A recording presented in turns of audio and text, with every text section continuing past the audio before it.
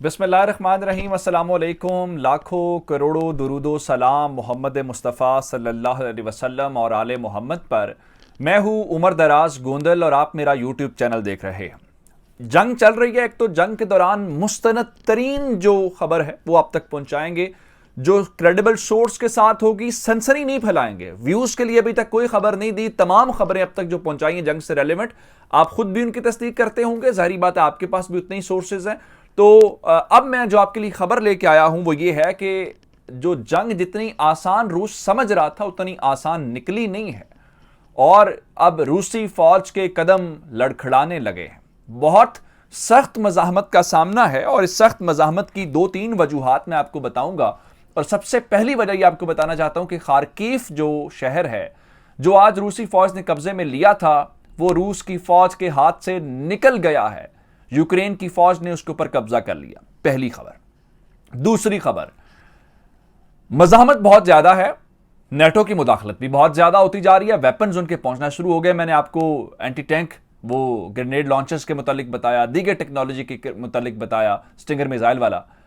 आज अहम मीटिंग हुई रूसी सदर की अपने डिफेंस मिनिस्टर और chief of general staff armed forces के साथ।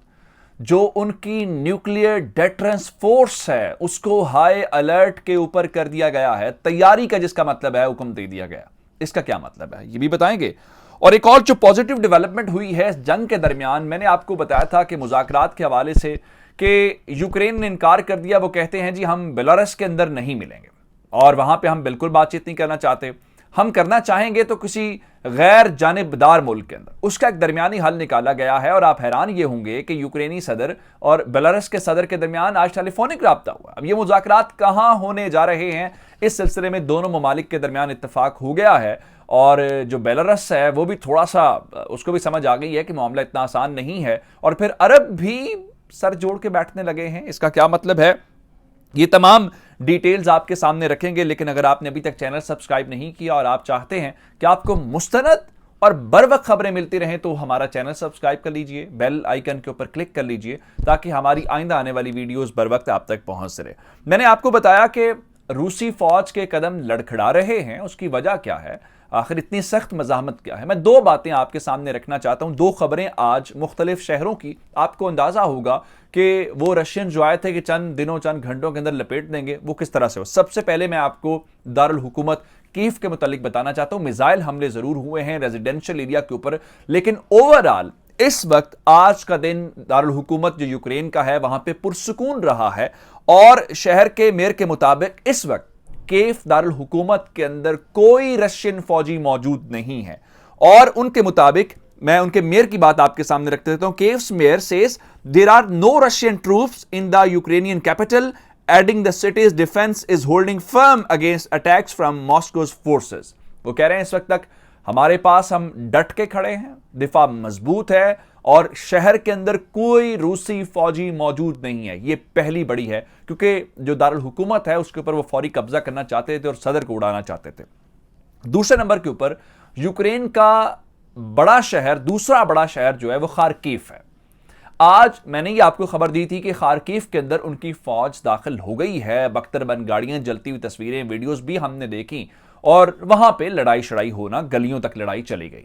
लेकिन हैरान कुन तौर पे खार्किव जो दूसरा बड़ा शहर है, यहां पे रूसी फौज को पसपाई का सामना करना पड़ा है। और जिस लम्हे मैं आपको खबर दे रहा हूं, वहां के गवर्नर ने इस बात की तस्दीक कर दी है कि यह फतह शुदा शहर जो है वो रूस के हाथ से निकल गया है। यूक्रेन की फौज ने दोबारा से टेक ओवर कर लिया है, कंट्रोल संभाल लिया है और इस वक्त मुकम्मल तौर पे जो इस शहर का खार्किव आबादी के लिहाज से जो दूसरा बड़ा शहर है उसका मुकम्मल कंट्रोल यूक्रेनी हुकाम के पास है। और इसका मतलब है कि रूसी फौज जिस टारगेट्स के साथ आई है, गो के वो कह रहे हैं कि हमने 975 मिलिट्री टारगेट्स को तबाह किया है। अमेरिकन इंटेलिजेंस भी बता रही है कि जो उन्होंने टारगेट सेट किए थे वो टारगेट्स अचीव नहीं हुए। सख्त मज़ाहमत का सामना है, हत्ता कि यूक्रेनी खुद कहते हुए नजर आ रहे हैं कि दुनिया एक्सपेक्ट नहीं कर रही थी कि हम इतना रेजिस्ट करेंगे, हम इतनी मज़ाहमत का सामना करेंगे। अब आगे चलते हैं, यह सारा मुमकिन कैसे हो पा रहा है, क्या यूक्रेन खुद से कर पा रहा है? तो इसका सवाल, इसका जवाब यह नहीं है कि यूक्रेन की फौज इतनी मजबूत थी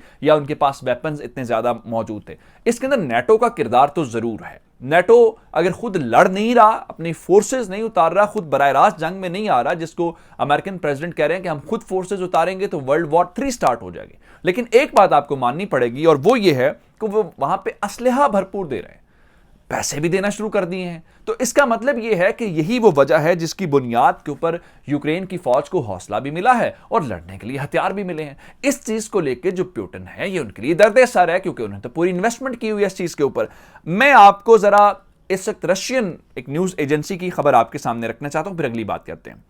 Putin puts Russian nuclear deterrence force on high alert over aggressive statements by NATO. ये कह रहे हैं कि पुतिन ने जो उनके एटमी हथियारों को देखने वाली फोर्स है, जो एटम बम मिसाइल उन चीजों को देखने वाली फोर्स है, उसको हाई अलर्ट पे कर दिया है इस वजह से कि नेटो की जानिब से बड़ी जारहाना स्टेटमेंट्स दी जा रही हैं। अब ये हुक्म दिया कैसे? पुतिन ने आज डिफेंस मिनिस्टर के साथ और इसके अलावा जो उनके चीफ ऑफ जनरल स्टाफ है armed forces, Russian armed forces के, उनके साथ मुलाकात की और उनको कहा कि आप इसको तैयार करें, अपनी फोर्स को कहें तैयारी पकड़ें। इससे पहले मैंने आपको खबर यह दी थी कि जो बेलारूस है वहां पे आज रेफरेंडम हो रहा है, और वो रेफरेंडम किस बारे में है कि जो रशियन न्यूक्लियर आर्सेनल्स हैं क्या वो डिप्लॉय कर दिए जाएं बेलारूस के अंदर। इसका मतलब यह है कि जो मैंने खबरें आपको बताई हैं कि मज़ाहमत, उनके टारगेट्स अचीव ना होना, इन तमाम एक्टिविटीज से लगता है कि रशियंस थोड़े से फ्रस्ट्रेट कर रहे हैं, उनको लग रहा है कि थोड़ी चीजें उनकी अकॉर्डिंगली नहीं हो रही। लेकिन दूसरी जानिब अब थोड़ी सी वो बात यूक्रेनियंस की मानना शुरू हो गए। किस तरीके से? मुज़ाकरात की बात हुई, बात ये शुरू की थी यूक्रेन के प्रेसिडेंट ने, पुतिन ने मान लिया, उसके बाद मिन्स्क के अंदर हुआ, फिर यूक्रेनियन ने कहा कि हमने वहां बातचीत नहीं करनी। ये मैं खबर खुद आपको दे चुका हूं। और अब मुज़ाकरात के सिलसिले में थोड़ी सी डेवलपमेंट हुई है। पहली बड़ी डेवलपमेंट यह है कि बेलारूस जो है वो इत्तेहादी है रशिया का, लेकिन आज यूक्रेन के प्रेसिडेंट और बेलारूस के सदर के दरमियान टेलीफोनिक राब्ता हुआ। इस टेलीफोनिक राब्ते के अंदर यह इत्तेफाक किया गया है कि अब मुज़ाकरात होंगे और यूक्रेनी जो ज़ेलेंस्की प्रेसिडेंट हैं वो खुद मान गए हैं मुज़ाकरात के लिए, लेकिन कुछ शराइत हैं और ये शराइत मान ली गई हैं उनकी, जिसका मतलब मैं पीछे आपको बता रहा था कि वो मज़ामत भी रुक गई है, इनको मसाइल का सामना है। पहली बात यह है कि जनाब ना तो वो मिन्स्क में मिलेंगे और ना जो इन्होंने कहा था कि इस सिलसिले में वार्सा के अंदर पोलैंड के दारुल हुकूमत के अंदर मिलेंगे। दरमियानी रास्ता क्या निकाला गया? दरमियानी रास्ता यह निकाला गया है कि वो बेलारूस और जो यूक्रेन का बॉर्डर है उसके ऊपर मिलेंगे। अब ये यहां पे इनका जो इलाका है प्रिप्यात रिवर, उसका जो एरिया है वहां पे ये मुलाकात होगी। उसमें कुछ ये आपको शिमाली कोरिया जनूबी कोरिया के दरमियान जिस तरह मुज़ाकरात नहीं होते वो डीमिलिटराइज्ड जोन के अंदर, बिल्कुल उसी तरह की कंडीशन है कि इनका वफ्द अपने मुल्क में और उनका वफ्द अपने मुल्क में, क्योंकि बेलारूस के अंदर रशियन वफ्द पहुंच चुका है और इनके प्रेसिडेंट ने अपने वफ्द को कहा है कि आप भी अब जाएं और मुज़ाकरात करें। लेकिन उसमें कुछ और कंडीशंस हैं। मिसाल के तौर पर पहली बात यह है कि प्री कंडीशंस नहीं होंगी, कोई पेश की शर्त नहीं होगी मुज़ाकरात के अंदर। दूसरा, यहां पे जो बेलारूस के प्रेसिडेंट हैं उन्होंने यूक्रेन वालों को यकीन दिलाया है कि हमारे मिसाइल्स और हमारा जितने तैयारे हैं, तमाम एयरक्राफ्ट जो हैं वो अंडरग्राउंड कर दिए जाएंगे जब तक आपकी बातचीत चलती है और आप किसी नतीजे पे नहीं पहुंच जाते। इसका मतलब यह है कि थोड़ा सा रशियंस अब समझना शुरू हो गए हैं, थोड़ा सा ज्यादा लाइट उन्होंने ले लिया था। अब दूसरी जानिब उन्होंने यूक्रेन के ऊपर इल्जाम क्या लगाया? फास्फोरस जो एमिनेशन होता है उसके ऊपर पाबंदी लगाई हुई है अक़वाम मुत्तहिदा ने कि आप नहीं इस्तेमाल करेंगे।